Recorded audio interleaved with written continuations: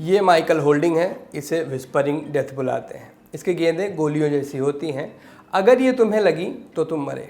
1983 की विश्व विजय पर बनी फिल्म 83 की शुरुआत इंडियन प्लेयर्स वेस्टइंडीज वालों की प्रैक्टिस देखने पहुंचे हैं और वहीं पर रॉजर बिन्नी साहब विंडीज के बॉलर्स का इंट्रो दे रहे हैं। ये वो वाला इंट्रो नहीं था जो आप अपनी फ्रेंड सर्कल में देते हैं। ये वाला इंट्रो हर शब्द के साथ खौफ फैला रहा था, खौफ विंडीज के बॉलर्स का।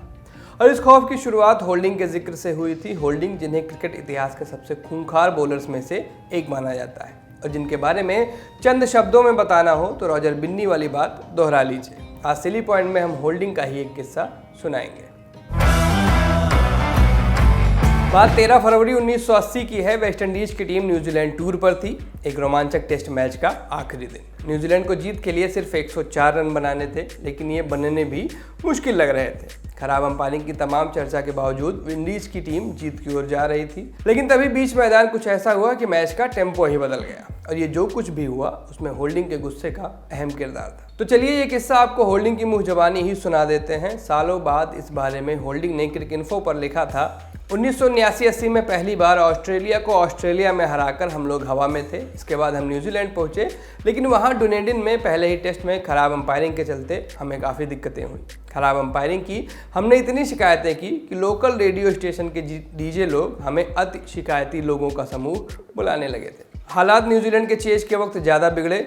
John Parker clear caught behind थे, लेकिन अंपायर ने इन्हें आउट नहीं दिया। अगर आप उस वक्त की फोटो देखेंगे तो बल्लेबाज ने ग्लव्स उतार लिए हैं और बल्ला बगल में दबा लिया था। वह जाने के लिए तैयार थे, लेकिन अंपायर ने उंगली नहीं उठाई तो वह रुक गए। यह एक अविश्वसनीय फैसला था और मैं एकदम से गुस्सा गया। हालांकि मुझे बाद में इसका पछतावा भी हुआ। इस किस्से का एक पक्ष और है। लोगों का मानना है कि होल्डिंग एकाएक नहीं गुस्साए थे। इस घटना से कुछ वक्त पहले उनकी गेंद लार्स केन्स के स्टंप्स पर जाकर लगी थी, लेकिन गिल्ली नहीं गिरी तो अंपायर ने आउट नहीं दिया। और फिर मैच की शुरुआत से ही चले आ रहे अंपायरिंग के फैसले तो थे ही।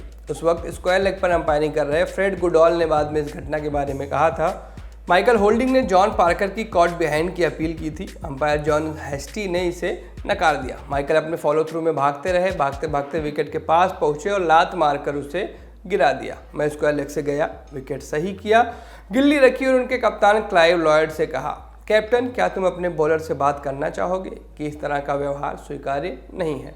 और तभी स्लिप से किसी ने कहा, तुम बेईमान हो।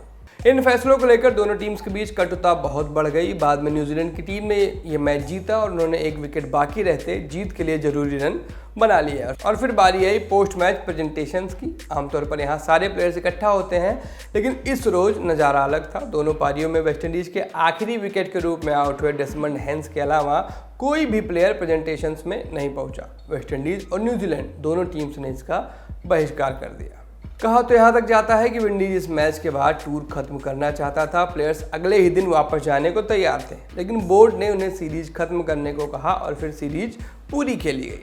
अगले 2 टेस्ट ड्रॉ रहे। न्यूजीलैंड ने सीरीज 1-0 से जीत ली, लेकिन इस सीरीज की चर्चा हर बार बेईमानी के बोझ तले दब जाती है। नमस्ते, मैं सूरज हूँ, आप सिली पॉइंट देख रहे थे। स्पोर्ट्स की तमाम खबरों के लिए ललन टॉप स्पोर्ट्स को जरूर सब्सक्राइब करिए। शुक्रिया।